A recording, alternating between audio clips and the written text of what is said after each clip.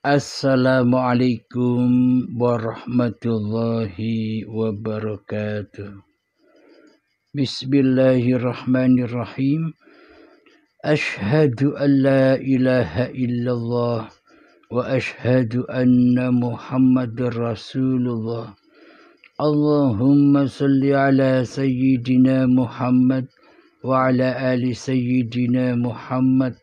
Rabbi israhli sadri wa yassirli amri wahlul 'uqdatam min lisani yafqahu qawli. Amin. Bismillahirrahmanirrahim. Salam jumpa wahai sahabatku dimanapun Anda berada. Semoga kita semua selalu mendapatkan perlindungan dari Allah Subhanahu wa ta'ala dari hawa nafsu kita sendiri di hati kita. Amin ya rabbal alamin. Bismillahirrahmanirrahim. Kembali ini ada pertanyaan dari saudara kita, yakni Tuan Abdurrahman yang ada di Malaysia.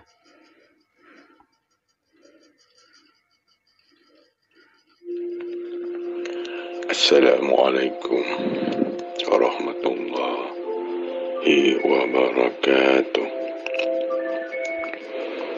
Salam sejahtera untuk Pak Kiai.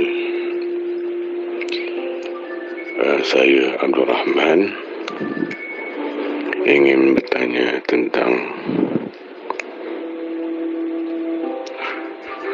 di manakah yang dikatakan roh itu, di manakah yang dikatakan jiwa itu, di manakah yang dikatakan nyawa itu, dan di manakah yang dikatakan hati itu. Jadi saya ingin penjelasan yang sebenar-benar ikhlas dari Pak Kiai supaya dapat dijelaskan terperinci ya. Karena perkara ini selalu bermain-main di dalam pikiran saya.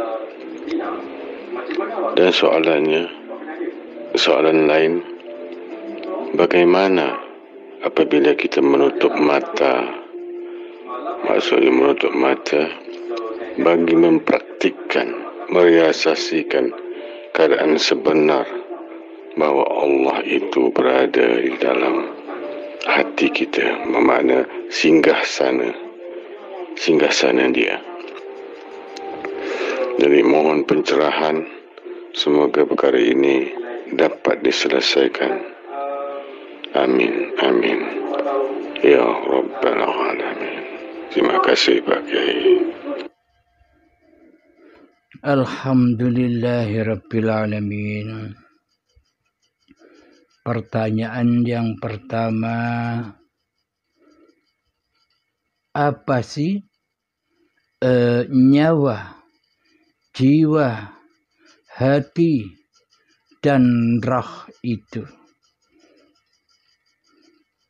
Pertanyaan yang kedua, apakah dengan terpejamnya mata kita bisa menyaksikan singgah sananya Allah di dalam hati ini? Alhamdulillahirabbil alamin. Bila kita kaji satu persatu, apa itu nyawa, apa itu jiwa, apa itu hati, apa itu roh, maka penjabarannya yang secara detil sangat amat panjang.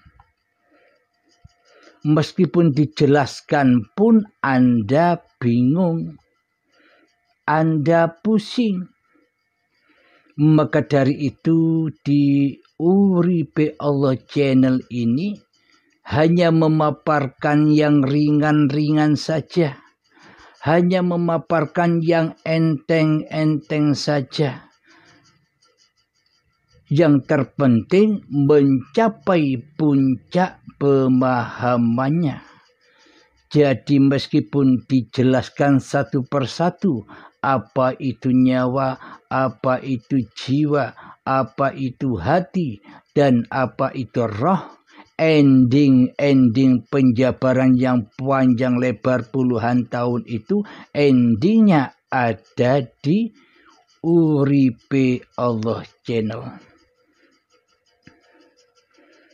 Jadi di sini dibahas secara ringkas. Jadi adanya nama nyawa. Jadi adanya nama jiwa. Jadi adanya nama hati. Jadi adanya nama roh. Itu adalah dulur papat atau 4 bersaudara. Induknya, pancernya ada di dalam Uripe Allah. Induknya berpancar di dalam Hayatullah. Jadi nama nyawa, nama jiwa, nama hati, nama roh, itu hanyalah sesebutan saja. Itu hanya nama ganti daripada Hayatullah. Itu nama-nama sesebutan daripada Allah itu sendiri. Jadi jika dibahas panjang lebar yang waktunya mungkin puluhan tahun, kita ringkas, disederhanakan, dipuncakkan, dipancarkan kepada hidup. Jadi namanya nyawa itu ya hidup. Jadi namanya jiwa itu ya hidup. Jadi namanya hati itu ya hidup. Dan jadi nama roh itu ya hidup. Kutiupkan rohku ketika cikal bakal badan ini masih berupa gumpalan daging, diabadikan di dalam Al-Quran. Kutiupkan rohku. Maknanya bukan ditiup-tiup seperti pelembungan, seperti balon. Makna ini kiasan, sanepan. Jadi makna hakikatnya adalah kuhidupi cikal bakal badan yang masih berupa daging ini, kuhidupi dengan hidupku. Jadi pada intinya gumpalan daging ini dihidupi oleh Allah. Bukan hidup sendiri. Jadi gumpalan daging ini takkan terjadi bila tidak dihidupi oleh Allah. Bila tidak ditiupkan ruhullah. Jadi ini kiasan dan sanepan saja. Tanda-tanda saja. Jadi ditiupkannya roh, dihidupkannya cikal bakal badan ini bukan hanya di saat menjadi gumpalan daging saja. Ketika masih jadi tanah itu kutiupkan rohku kepada tanah sehingga tanah bisa berproses. Jika tidak ditiupkan roh, bila tidak dihidupi oleh Allah, maka tanah itu takkan pernah bisa berproses. Adanya proses itu karena adanya hayatullah. Jadi terproseslah tanah itu dengan hidupnya Allah. diperjalankan cikal bakal badan yang dari tanah itu menuju tumbuh-tumbuhan, menuju buah-buahan, sayuran dan padi yang bakal dimakan oleh kedua orang tua kita. Kemudian setelah dimakan menjadi sel sperma dan sel telur, hingga diperjalankan lagi oleh hidupnya Allah, diperjalankan lagi oleh Ruhullah menjadi gumpalan darah, diperjalankan lagi oleh Ruhullah menuju gumpalan daging. Jadi ketika ayat yang difirmankan Allah di dalam Al-Quran, ketika cikal bakal badan ini berbentuk gumpalan daging, kutiupkan rohku. Jadi maksudnya sejak awal dari tanah sampai menjadi gumpalan daging itulah Ruhullah. Tanpa rohnya Allah, tanpa hayatullah, maka tak akan pernah bisa langsung menjadi gumpalan daging tanpa ada proses Ruhullah yang dari tanah hingga menjadi gumpalan daging. Inilah pemberitahuan Allah kepada orang-orang yang berpikir. Jadi kutiupkan rohku itu sejak dimulainya dari tanah sampai menjadi gumpalan daging, itu hidupnya Allah. Jadi nama nyawa, jiwa, hati, roh itu adalah hayatullah. Jadi mulai sekarang jangan sebut-sebut 4 nama ini lagi. Langsung lebur saja, langsung fanahkan saja, langsung tajallikan saja kepada hidup, nyawa, jiwa, hati, roh adalah hayatullah, uripe Allah. Agar tidak panjang-panjang membahasnya, itulah bahasan yang ringkas padat, itulah yang dicari-cari orang selama ini, membahas nyawa, membahas jiwa, membahas hati, membahas roh. Ujung-ujungnya, puncak-puncaknya ya di sini, dikembalikan lagi ke induknya, dikembalikan lagi kepada nama asalnya, yakni Allah. Jadi sudah tiada sesebutan nyawa, jiwa, hati, roh lagi. Yang ada hanyalah hayatullah. Itulah penjelasan tentang nyawa, jiwa, hati, roh, yakni berkumpul lagi kepada hayatullah. Logikanya begini.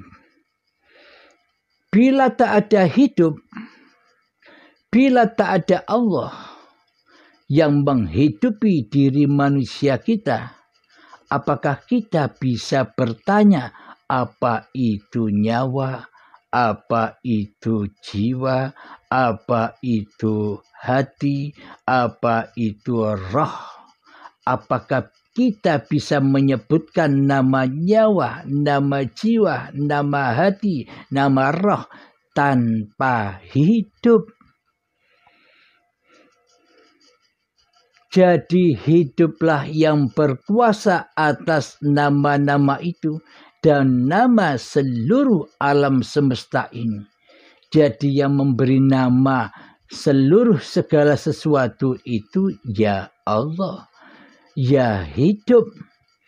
Jadi contoh, ada nama rumah, ada nama sepeda motor, ada nama pegunungan, ada nama hutan, ada nama lautan, ada nama daratan, ada planet, ada langit, ada bumi, ada matahari, ada orang sholat, ada orang ibadah, ada orang merokok, ada orang ngopi, ada orang duduk, ada orang berdiri, ada orang berjalan.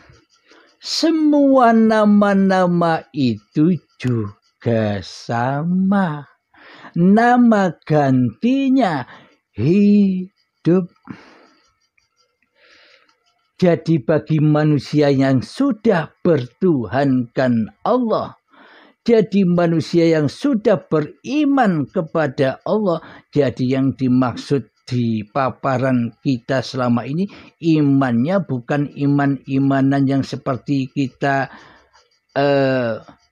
jalankan, yang kita alami selama ini, yang hanya iman dusta. Tapi di dalam hati kita yang jadi Tuhan adalah hawa nafsu kita sendiri selama ini. Mulutnya doang bicara iman, tapi dusta hatinya. Jadi yang dimaksud beriman dan bertakwa di sisi Allah itu hati selalu mentuhankan Allah daripada mentuhankan hawa nafsunya di hatinya. Jadi hati selalu mentauhidkan Allah daripada mentauhidkan hawa nafsunya. Hati mengesahkan Allah daripada mengesahkan hawa nafsunya. Hati menghidupkan Allah daripada hidup hawa nafsunya. Hati yang berkuasa hanyalah Allah daripada kuasa hawa nafsunya di hatinya. Jadi manusianya sudah tidak ada, yang ada hanyalah Allah. Inilah iman itu. Inilah keadaan-keadaan hati yang dialami oleh para nabi dan para rasul.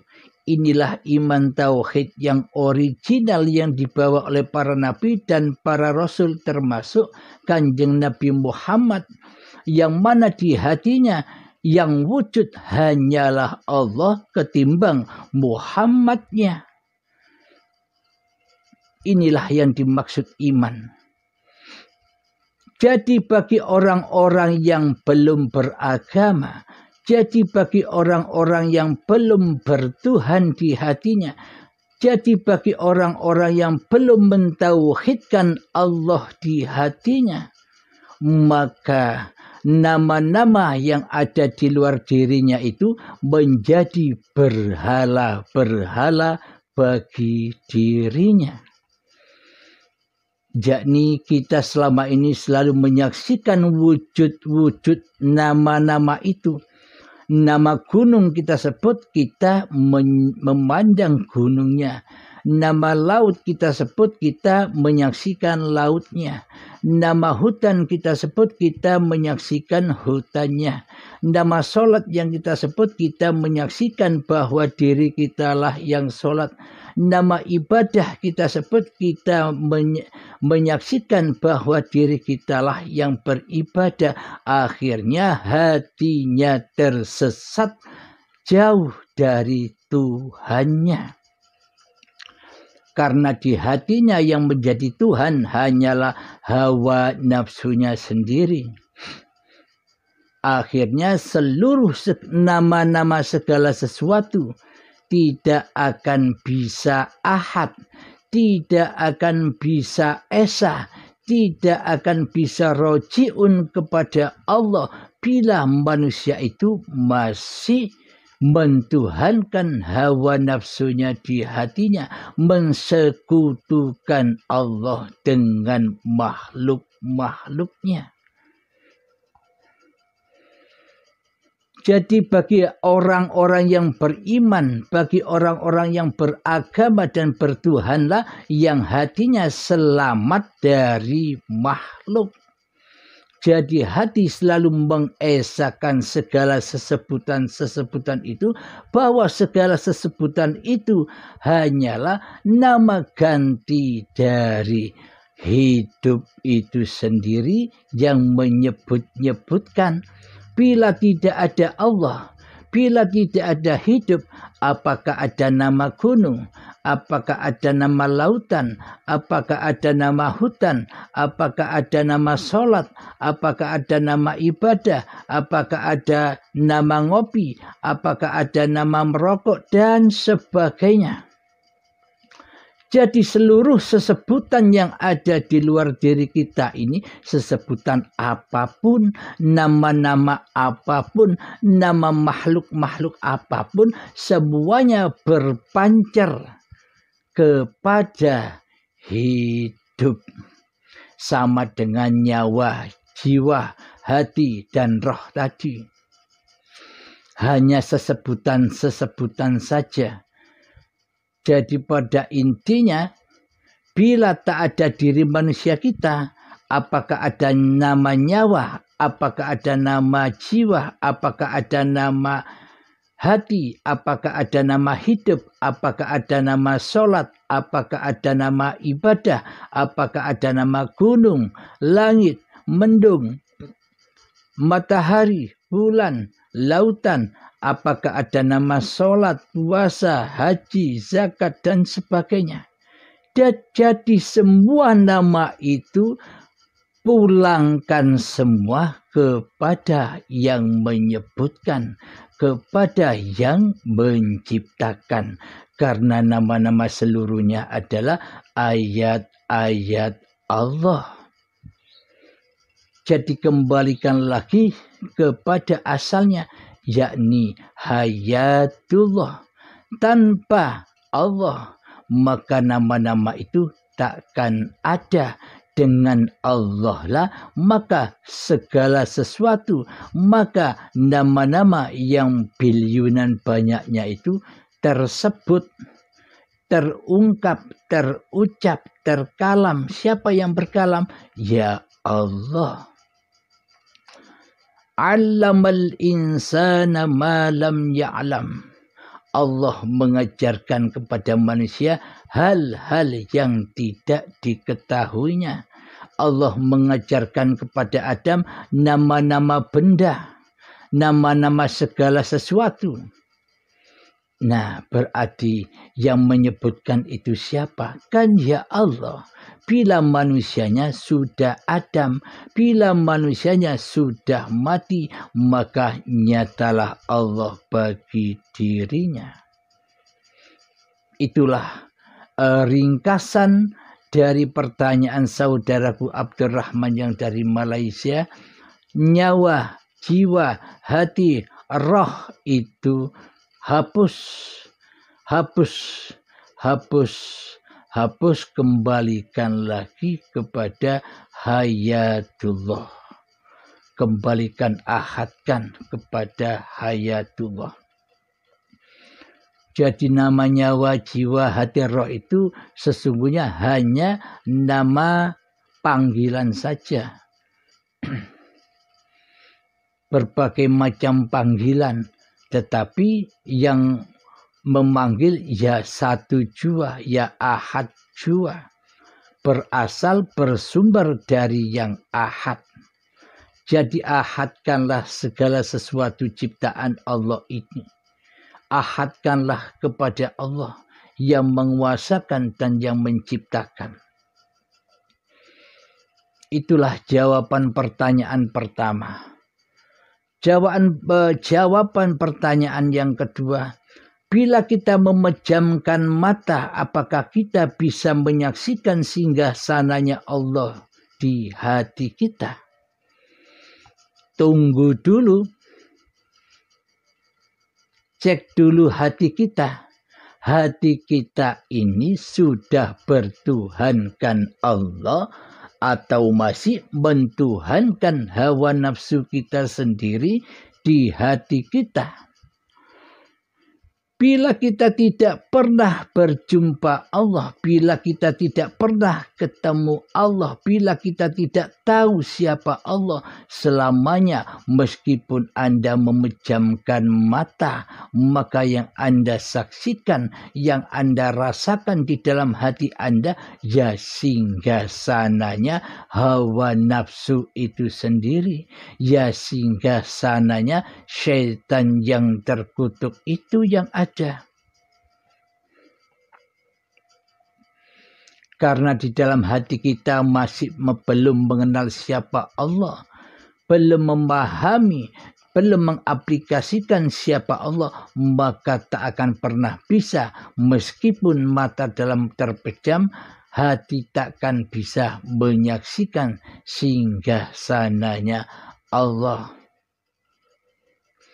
Akan tetapi bila manusia itu sudah bertuhankan Allah, bila manusia itu sudah beragamakan hayatullah, la ilaha illallah di hatinya, maka meskipun mata terpejam atau meskipun mata terbuka, tetap bisa menyaksikan singgasanane uripe Allah, singgasananya hayatullah. Jadi tergantung manusianya. Manusianya sudah beriman apa belum? Manusianya sudah kenal Allah apa belum? Bukti bahwa manusia itu sudah kenal Allah berarti manusia sudah tidak mengenali diri manusianya. Inilah bukti bahwa manusia itu mengenal Allah. Jadi mengenal Allah itu bukan seperti mengenal diri saya dan diri Anda. Jadi mengenal Allah itu maksudnya ketika manusia sudah mengenal hakikat diri sejati manusianya yang tak ada, yang adam, yang tak nyata, yang gaib, maka nyatalah Allah. Maka wujudlah Allah di setiap hati hamba-hambanya. Jadi hidup itu bukan ada di dalam diri saja. Hidup itu yang ada di luar ya yang di dalam. Yang di dalam ya yang di luar, saling meliputi. Karena hidup itu esa adanya. Inilah jawaban pertanyaan yang kedua. Jadi bila ingin menyaksikan kerajaan singgasananya Allah, wajib masuk Islam dulu. Untuk to the point-nya bisa lewat baiatan.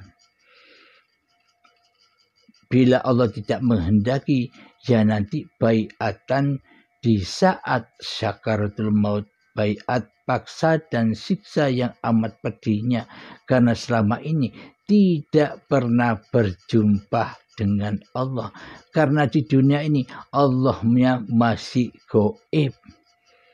Maka akan ketemu di hari pembalasan, di hari perhitungan, yang mana di hari itu seluruh apa-apa yang kita akui dikembalikan dengan paksa dan siksa. Hidup yang kita akui dikembalikan paksa dan siksa. Badan yang selama ini kita akui sebagai badan kita dikembalikan lagi dengan paksa dan siksaan yang pedih. Maka dari itu semoga saya pribadi dan semoga kita semua selalu dipahamkan oleh Allah Subhanahu wa Ta'ala agar terus dan terus mengaplikasikan apa yang sudah terpapar di Uripe Allah channel ini. Alhamdulillahirabbil alamin. Allahumma shalli ala sayyidina Muhammad wa ala ali sayyidina Muhammad. Rabbana atina fid dunya hasanah wa fil akhirati hasanah wa qina adzabannar. Rabbana atina fid dunya hasanah wa fil akhirati hasanah wa qina adzabannar. Rabbana atina fid dunya hasanah wa fil akhirati hasanah wa qina adzabannar. Wa sallallahu ala sayyidina Muhammad wa ala alihi washabihi wasallam walhamdulillahi rabbil alamin. Akhirul kalam, Assalamualaikum warahmatullahi wabarakatuh.